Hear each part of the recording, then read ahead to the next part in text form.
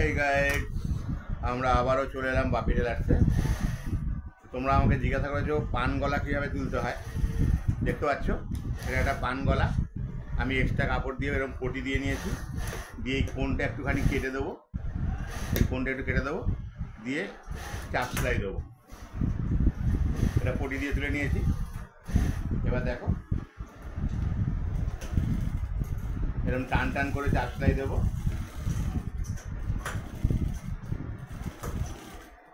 তোমাদেরকেও কাজ শিখতে হলে প্র্যাকটিক্যাল কাজ এখানে কেটে সেলাই করে গায়ে দিয়ে ফিটিংস দেখে নেবে। আমাদের এভাবে কাজ শেখানো হয়।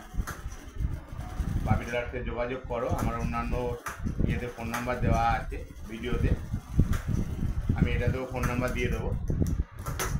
এ দেখো এই পানগড়াটা তোলা হয়ে গেল। এইবারে এইগুলো একটু কোনগুলোকে কেটে দেবে। দেখো এইগুলো একটু এরকম করে করে কেটে দেবে, দিলে গোলটা খুব সুন্দর হয়। এই বাড়তি কাপড়গুলোকে একটু এরকম করে করে কোণ কেটে দেবে।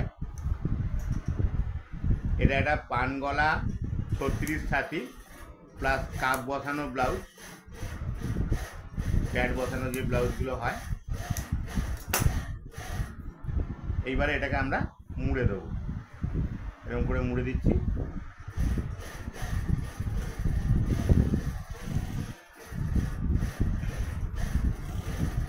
আমার ভিডিওগুলো ফলো করলে তোমরা ঘরে বসে নানান রকম ব্লাউজ ঘরে বসে সেলাই করতে পারবে। তোমাদের সেলাইয়ের জন্য বাইরে যেতে হবে না। আমার ভিডিওতে কাটিং প্লাস সেলাই সবই দেখানো আছে, সব রকম ব্লাউজ দেখানো আছে। বম্বে কাট, প্লেন কাট, টেকিন্দা ব্লাউজ সব দেখানো আছে। তোমরা ভিডিওগুলো ফলো করো, সার্চ করো বাপি টেলার্স, সার্চ করলেই চলে আসবে। ইউটিউবে গিয়ে বাপি টেলার্স করে লিখলেই BAPI বাপি TAILOR টেলার সার্চ করবে, করলে তোমাদের সব চলে আসবে। তোমরা দেখে দেখে ঘরে বসে সেলাই করো, নিঃসন্দেহে খুব ভালো ফিটিংস হবে।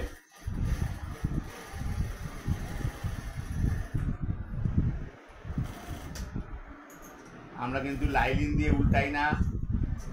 অনেক ভিডিওতে দেখায় ইউটিউবে লাইলিন দিয়ে উল্টে নেয়, তাতে টেকসইটা কম হয় এবং একটা সেলাই মুখের ধারে দিতে হয়। লাইলিন দিয়ে করলে সেলাইটা দেখা যায়। আমরা হেম করে দিয়ে এটা খুলে দিয়ে ইস্ত্রি করে দিলে একদম বোঝা যাবে না যে এটা সেলাই করা হয়েছে বলে। দেখতে পাচ্ছ পানগড়াটা দেখো কত সুন্দর হয়েছে। দেখো এরকম পটি দিয়ে তোলো, এটা হেম করে দেবো, এটা তলার ভেতর থেকে হেম করে দেবো, দিয়ে আমরা মেশিন সেলাইটা খুলে দিয়ে ইস্ত্রি করে দেবো। দিলে একদম পেতে পড়ে থাকবে, বোঝা যাবে না যে এটা গলা তোলা হয়েছে বলে। এবার দেখো কাপ বসানোর সিস্টেমটা দেখো।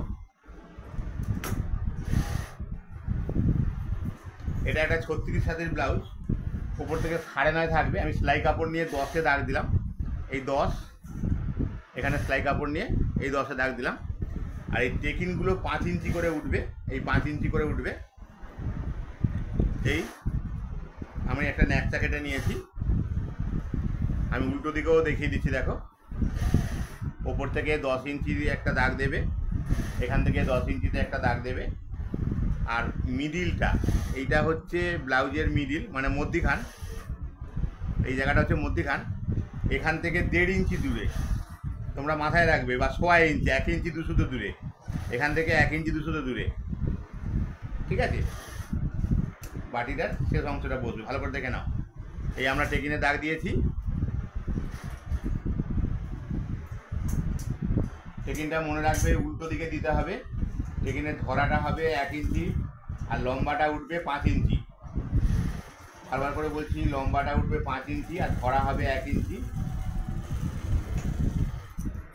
এ দেখো আমার টেকিনটা দেওয়া হয়ে গেছে, ভালো করে দেখতে পাচ্ছ। এই যে এ পাশেও টেকিনটা দিয়ে নেবো।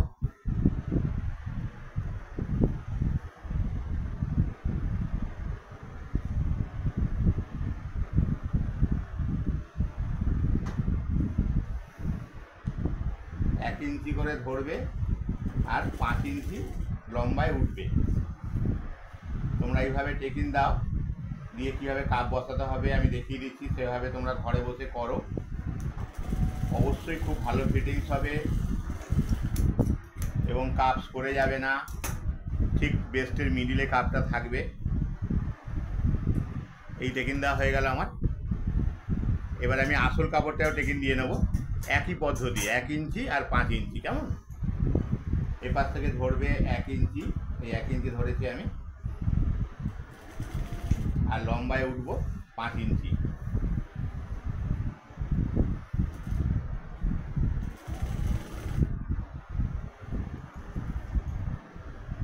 তোমরা এরকম সমান করে ধরে কিন্তু টেকিংটা দেবে। 5 ইঞ্চিতে একটা দাগ দিয়ে নেবে, এরকম একটা দাগ দিয়ে নেবে 5 ইঞ্চি। এই দেখো 5 ইঞ্চি দাগ দিয়ে নিয়েছি।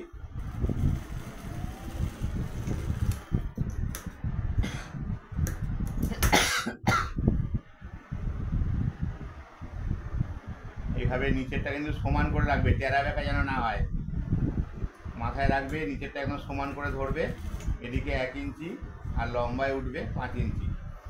5 ইঞ্চি উঠলে ঠিক বাটির মিডিলে চলে আসবে টেকিংটা, এবং খুব সুন্দর ফিটিং হবে। দেখতে পাচ্ছ আমাদের টেকিং দেওয়া হয়ে গেছে।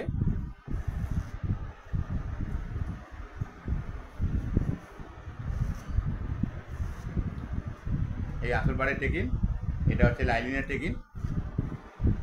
এইবারে আমরা এই কাপটা নেব। এ দেখো এখানে 36 ছাতি বলে লেখা আছে, দেখো 36 ছাতি 36 কাপ দিচ্ছি। এই কাপটা বার করে নিলাম। এবার আমরা এটাকে উল্টে নিয়ে আসল কাপড়টাকে ওপর দিকে তুলে দিলাম। কেমন? আমাদের আগে দাগ দেওয়াই ছিল 10-এর, ওপর থেকে 10, আর এইখান থেকে এই যে 1 ইঞ্চি 2 সুতো করে যে দাগ দিয়েছি, এই মিডিল থেকে এদিকে 1 ইঞ্চি 2 সুতো, এদিকে 1 ইঞ্চি 2 সুতো, এখানে বাটিটা শেষ হবে। কেমন? তাহলে দেখো এইভাবে বাটিটা বসবে। এ দেখো এই যে দাগটা আছে, এই দাগের কাছে আমি বাটিটা বসিয়েছি। এই বাটিটাকে আমি এরকম করে এবার উল্টে নেবো।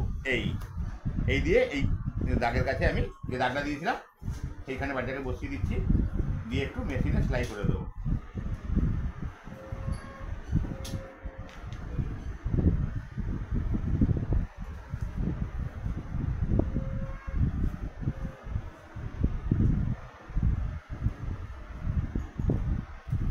খেয়াল রাখবে লাইলিনটাকে টান করে রাখবে যেন ফুটকে না যায়।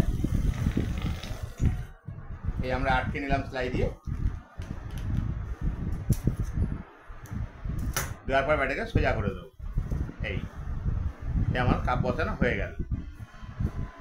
ভালো করে ফলো করো। দেখো এই যে আমি 1 ইঞ্চি 2 সুতো দাগ দিয়েছিলাম, মিডিল থেকে 1 ইঞ্চি 2 সুতো দূরে আমার বাটি শেষ হয়ে গেছে, আর ওপর থেকে 10 ইঞ্চি নিচে এই মিডিলটা থাকবে। কেমন? 36 ছাতি হলে 10 ইঞ্চি নিচে, এটা যদি 34 বা 30 ছাতি হলে 34 হলে 10 ইঞ্চি নিচে হবে, আর যদি 30-32 ছাতি হতো তাহলে 9.5 ইঞ্চি নিচে। এ দেখো আবারও দেখো এই কাপটা বসালাম, এই উল্টে নেবো, এরকম করে উল্টে নেবো।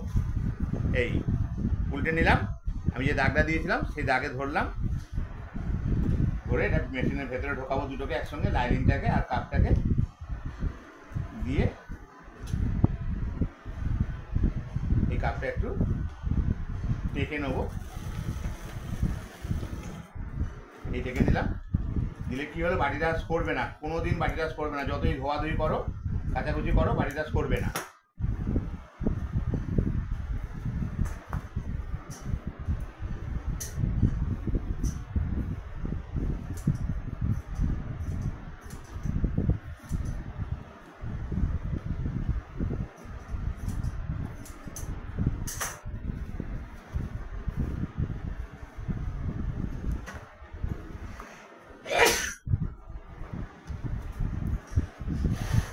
কাপ বসানো হয়ে গেছে।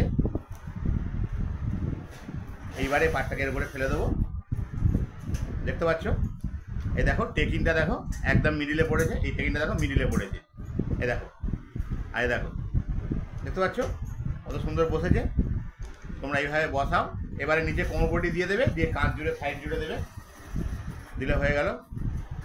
তোমরা মাথায় রাখবে এইভাবে কাপ বসানো হয়, আর পান গলা হলে এইভাবে পটি দিয়ে তুলবে। আরও জানতে হলে তোমরা বাপি টেলার নিচে ডেসক্রিপশনে ফোন নাম্বার দেওয়া থাকবে।